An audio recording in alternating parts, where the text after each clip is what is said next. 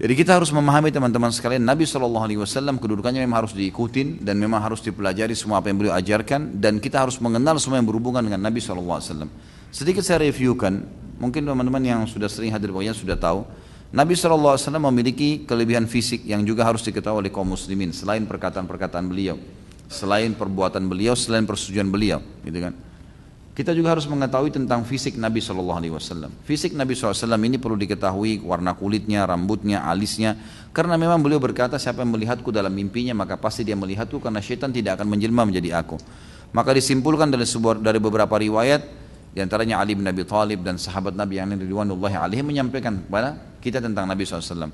Alis beliau tebal berwarna hitam seperti busur panah. Hidungnya mancung, ya. Kemudian lancip, ya. Kemudian diikuti dengan pipi, bibir, dan dahi yang sepadan dengan wajahnya. Wajahnya tidak bulat, tidak oval. Kemudian beliau memiliki rambut yang lebat, yang beliau berwarna hitam, tidak lurus sekali, tidak keriting. Berombak yang beliau biarkan sampai ujung kuping atau ujung pundaknya. Nabi SAW memiliki kulit yang putih sekali, saking putihnya sampai pipi beliau kemerah-merahan. Nabi SAW memiliki pundak yang lebar, dada yang bidang, ya, badan yang kekar. Sampai sahabat menggambarkan perut Nabi SAW tersusun seperti batu yang kuat, yang keras. Dilebati oleh bulu-bulu lebat di dada, di bagian perut dan di petis beliau SAW. Intinya Nabi SAW memiliki kelebihan fisik yang luar biasa. Bagi seorang laki-laki, kata para ulama, siapapun yang memiliki ciri dari 3 orang manusia, Adam, Yusuf dan Muhammad alaihissalatu wassalam, berarti orang ini sempurna. Nabi Adam, manusia yang pertama Allah ciptakan yang paling sempurna. Datang Yusuf yang kata Nabi SAW berikan kegagahan sepertiga dunia, dan Nabi Muhammad SAW manusia penutup. Kalau kita tahu ciri-ciri mereka ini secara fisik dan ada pada diri seorang laki-laki, berarti memang dia memiliki kesempurnaan. Karena ini Allah SWT yang memilih mereka, gitu kan? Dan di antara 3 ini Nabi Muhammad SAW adalah orang yang paling sempurna, Jadi beliau memiliki luar biasa fisik yang lebih. Dan kita kalau tahu kelebihan fisik ini, maka kita kalau melihat dalam mimpi berarti dia sallallahu alaihi wasallam, gitu kan? Kalau ada orang mimpi misalnya melihat dalam suara mimpinya ini adalah Nabi Muhammad tapi kulitnya warnanya hitam, berarti nggak benar. Cirinya putih kemerah-merahan, alisnya tipis misalnya, atau tidak beralis misalnya, ini berarti tidak ada mungkin, gitu kan? Jadi harus mempertemukan antara mimpi dia dengan ciri fisik Nabi SAW, baru itu adalah beliau SAW. Baik, Nabi SAW secara fisik juga dilengkapi dengan ya, kelebihan akhlak mulia, tata krama. Beliau sangat pemalu, beliau santun kalau berkata, selalu membantu orang yang susah, menjenguk orang yang sakit, mencari tahu tentang berita sahabat-sahabatnya. Sampai Nabi SAW rutin setiap habis sholat, 5 waktu habis sholat balik pasti tanya, kalau tidak ada, mana si fulan, sakit ya Rasulullah, rame-rame ke rumahnya. Sampai ada tukang sapu masjid dulu, wanita ini sudah tua, dia setiap hari datang sapuin masjid, habis sholat atau sebelum sholat dia selalu sapuin masjid. Satu waktu Nabi SAW keluar, nggak ada ibu itu, karena biasanya sesudah sholat ibu itu berdiri dan menyapu. Lalu kata Nabi SAW, mana ibu yang biasa nyapu masjid?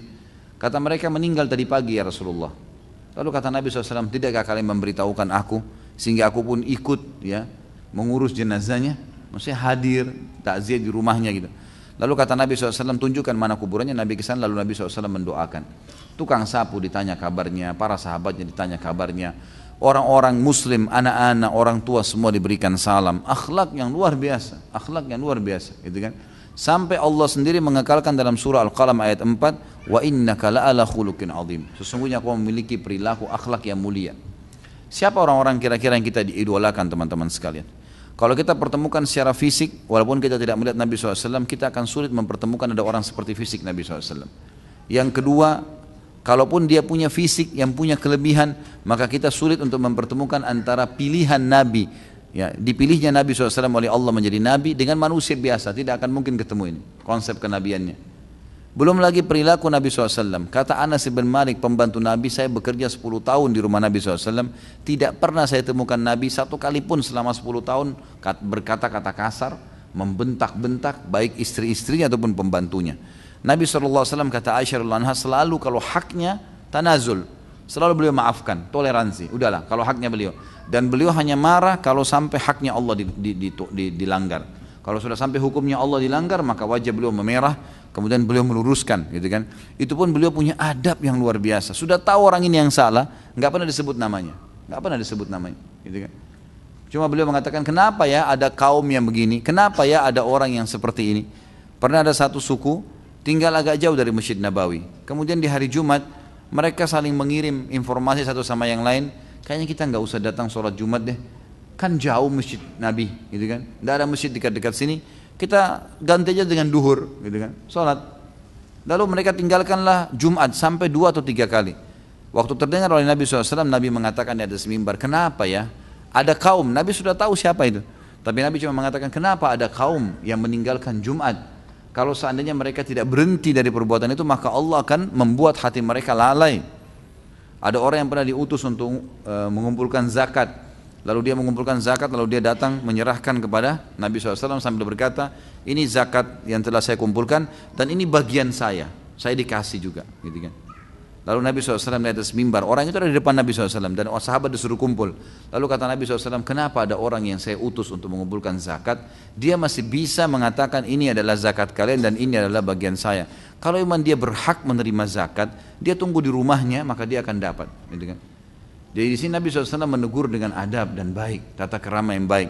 Di rumah tangganya baik, sebagai suami, sebagai ayah, sebagai kakek. Hasan dan Husain pernah naik di pundaknya sementara sholat SAW. Kemudian para sahabat mengira waktu itu sholat asar Nabi SAW sudah meninggal karena lamanya sujud. Gak lama kemudian terdengar suara bangkit, lalu sahabat pun pada salam. Begitu salam mereka lihat ternyata di pundak Nabi SAW ada Hasan dan Husain.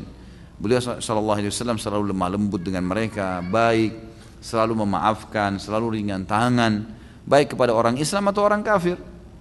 Datang seseorang badui dari belakang gunung Uhud, tidak punya apa-apa sama sekali, tapi dia punya suara di kaumnya, dikenal, dia orang pemberani, dia juga punya kedudukan, tapi kaum ini terkenal miskin.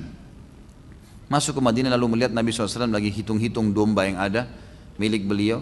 Kata orang itu, wahai Muhammad, saya dengar kau ajarkan pengikutmu untuk berbagi, yang mampu membantu yang susah, sehingga mungkin tidak ada pengikutmu yang akan susah hidupnya.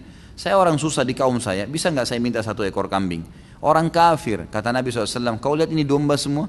Dia bilang, ya, ambil saja, bawa semuanya. Kata dia, hai Muhammad, jangan olok-olok, saya minta 1. Kata Nabi SAW, tidak, buat kau semua. Dibawa sama dia kambing tersebut semuanya puluhan ekor. Begitu tiba di gerbang kaumnya, dia berteriak, hai kaumku, berimanlah pada Muhammad, karena dia mengajarkan ajaran yang tidak akan membuat kita mati kelaparan. Semua satu suku hanya masuk Islam. Orang kafir aja bisa diberikan begini, bagaimana dengan kaum muslimin? Dalam riwayat lain dikatakan Nabi SAW tidak pernah nolak kalau ada yang datang minta bantuan, tidak pernah menolak, selalu kasih. Sampai beliau pernah duduk memiliki beberapa ribu dirham, disimpan oleh Nabi SAW di hadapan beliau habis sholat. Datanglah orang-orang miskin dari Ansar dan Muhajirin minta, Rasulullah kasih SAW. Dan ini dikasih sesuai dengan hajatnya ya. Berapa hajatnya? Sekian ribu dirham, sekian ratus dirham dikasih sampai habis. Ternyata masih ada yang datang minta lagi. Lalu Nabi SAW kelihatan sedih. Umar bin Khattab di sebelahnya, mertuanya juga sahabatnya yang mulia radhiyallahu anhu berkata, ya Rasulullah, tidak ada kewajiban bagi anda, sudah selesai, nggak ada harta. Bagaimana anda merasa sedih karena orang ini masih minta? Tinggal sampaikan tidak ada, nanti kalau ada harta baru kita kasih. Nabi SAW tidak tanggapin Umar, diam saja. Ali bin Abi Thalib di sebelahnya lagi, ya, anak mantunya lalu berkata, ya Rasulullah, ada sedikit lagi dirham dari saya, tidak banyak, mungkin cuma 7-8 dirham, ini yang saya punya, silakan anda sedekahkan. Lalu Nabi SAW tersenyum gitu kan, lalu memberikan semua ke orang itu, 7 dirham semua dikasih, ambil semua. Begitu selesai kata beliau SAW dalam hadis yang mulia, bihadza umirtu, beginilah saya diperintahkan, tidak boleh sama sekali menolak orang yang meminta, berikan walaupun berapa. Nabi SAW menjaga hubungannya dengan makhluk, selalu baik dengan orang-orang dan juga hubungannya dengan Allah Subhanahu Wa Taala. Beliau kalau sholat malam sampai kakinya pecah-pecah, SAW malam semalam suntuk berdiri. Lalu kata Aisyah, ya Rasulullah, kaki anda pecah, nanti perlu istirahat lama kalau berdiri. Nabi SAW baca berjuz-juz Al-Quran gitu kan.